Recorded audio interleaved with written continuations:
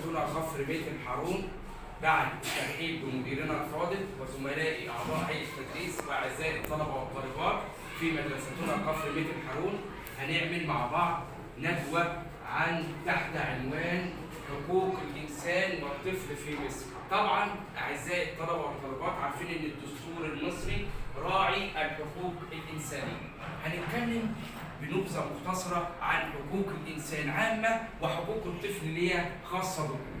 وبالنسبه لكم في دستور عام 2014 ينص على مادتين، ماده 80 الخاصه بالطفل السليم والماده 81 ذوي الاحتياجات الخاصه. المادتين دول مهمين جدا كتعرفهم كحقوق الطفل. يبقى احنا كطلبه كده نركز على المادتين في دستورنا 2014. الماده 80 الخاصه بحق في الاسم، الحق في الصحه، الحق في التعليم، الحق في الرعايه الانسانيه. يبقى دي الماده رقم 80. الماده 81 الدستور المصري اضافها لاصحاب الهمم وليسوا ذوي الاعاقه، لان كلمه ذوي الاعاقه دي بنقول عليهم ذوي الهمم. ماشي؟ تمام. الماده 81 نصت على حمايه حقوق الطفل ذوي الهمم. يبقى احنا كده عرفنا مادتين. نيجي بقى على الدستور المصري عام 2014 راعي الحقوق الانسان. طبعا حقوق الانسان متعدده ومتشعبه، الحق في الصحه، الحق في التعليم، الحق في الرعايه، الحق في الرياضه وممارسه الرياضه، الحق في ممارسه العبادات المختلفه، عدم الحق في حمايه الاديان السماويه ورعايه حقوق الاقليات وحب الوطنيه. كل دي الدستور المصري نص عليه. من ايام الزعيم الراحل سعد زغلول وضع دستور عام 1923. الدستور ده يعتبر المرجعيه الاساسيه في حمايه وحقوق الانسان. يبقى اولا تاريخنا يشهد منذ القدم بالحفاظ على حقوق الانسان، فنحن بلد سلام نرعى جميع الحقوق. يبقى اتفقنا تلاميذي اعزائي الطلبه والطالبات ان الدستور المصري راعي الحقوق الانسانيه، فالحقوق متنوعه، الحق في الصحه، في التعليم، في ممارسه العبادات وغيرها من الحقوق الانسانيه. وعرفنا ان الدستور ده عملوا كوكبه من زعماء الوطنيين الذين يتصفون بالوطنيه وحب الوطن من ايام الزعيم الراحل سعد زغلول مرورا بزعماء الوطن. يبقى اذا حقوق الانسان هي حقوق الصحه اولا في نقاط رئيسيه. عنوان ندوتنا ندوه عن حقوق الانسان والطفل في مصر، والدستور المصري راعي الحقوق الانسانيه، وتاريخنا العظيم مصر يشهد من ايام الزعماء الوطنيين مصطفى كامل سعد زغلول وضع دستور لعام 1923. الدستور ده هو جددناه عام دستور 2014.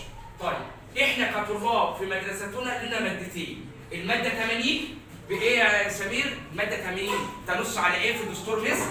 حق فين؟ اتفضل اقف. ايه؟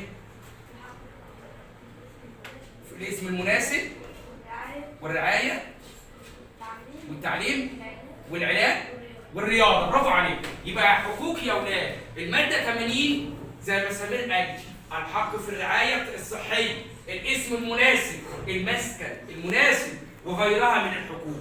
يبقى احنا اتفقنا اعزائي الطلبه والطالبات ان الدستور المصري راعي الحقوق الانسانيه، وبالنسبه احنا كطلبه في مادتين، ماده 80 خاصه بالطفل السليم، والماده الثانيه خاصه بايه يا علي؟ اتفضل. علي حس. والعلاج والمسكن. ماشي. والماده 81 خاصه بالطفل ايه؟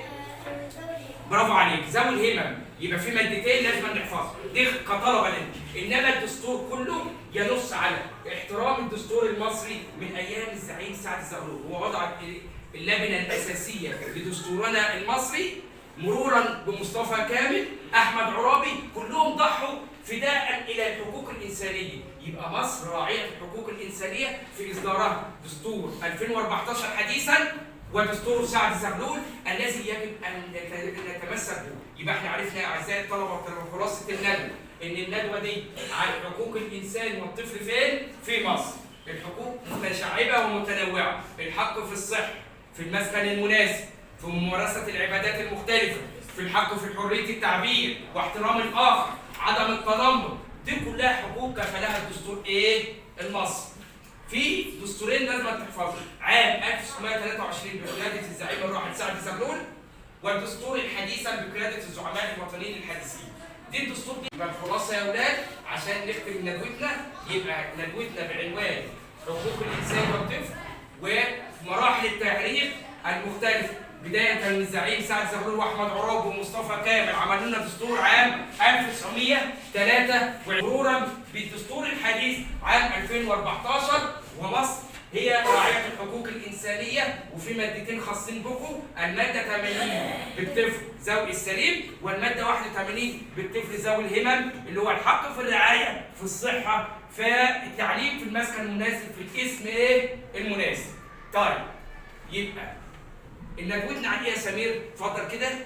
عن حقوق ايه؟ عن الاسم الطفل والإنسان عموما. اتفضل اهو. تمام كده.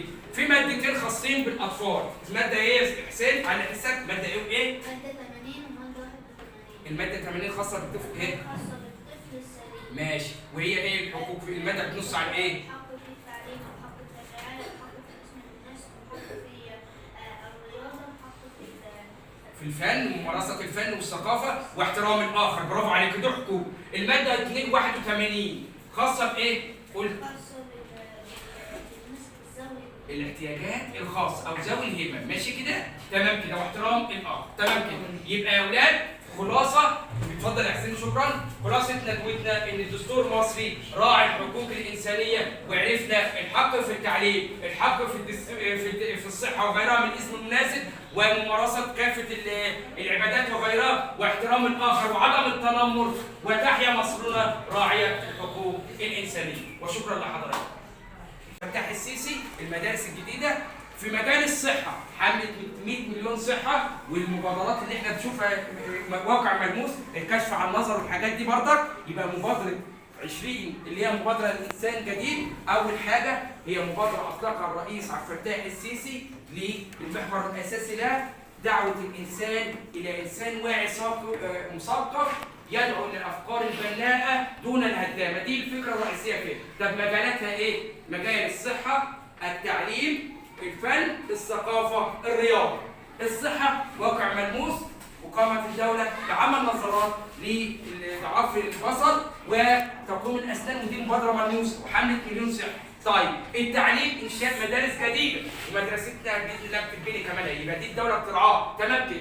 في حاجه ثانيه، الثقافه، رعاة المكتبات والاطلاع على الثقافات الآخر وحرية التعبير وعدم التنمر. الثقافة. الرياضة، في نموذج مشرف في الرياضة محمد صلاح وغيرهم من النجوم. لازم يكون إنسان راعي صحي رياضي كده. يبقى خلاصة الندوة، الإنسان يدعو إلى الأفكار البناءة في فكره، فكر سوي غير الهدامة التي تدعو إلى أفكار الآخر.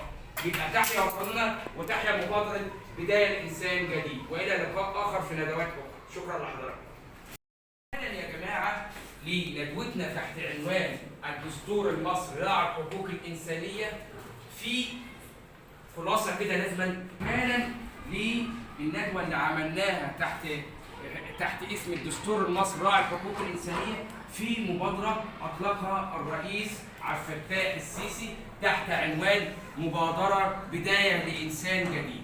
المبادرة دي أعزائي الطلبة والطالبات أطلقت وهتسمع عنها في وسائل التواصل الاجتماعي ووسائل الإعلام. المبادرة دي فيها محور أساسي يجب أن تتبناه والدولة تتبناه، هو الدعوة إلى إنسان يدعو إلى الأفكار البناءة غير الهدامة. يعني يكون فكرك سوي زملائك، يعني حب الوطن. يبقى الفكرة الرئيسية في هذه المبادرة إنسان يحافظ على أو يراعي الأفكار البناءة دون الهدامة، تبعد عن الأفكار الهدامة في التنمر وكره الآخر وحب إيه؟ الآخر. يعني لازم يبقى المبادرة دي. طب المبادرة دي بتتركز في محاور 5: الحق في الصحة، في الرعاية الصحية، في المسكن المناسب، في التعليم، في مبادرة 100 مليون صحة، والفن والرياضة. طبعا